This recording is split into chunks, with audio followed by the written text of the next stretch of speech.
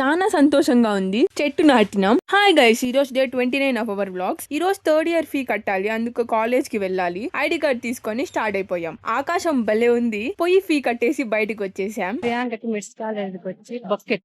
Second year fee కట్టినప్పుడు నేను చెప్పిన మాటలు మా అమ్మ ఇప్పుడు మళ్ళా చెప్తాంది. చేసామన్నమాట వీళ్ళిద్దరికి బొకెట్టేశారు ఇద్దరు.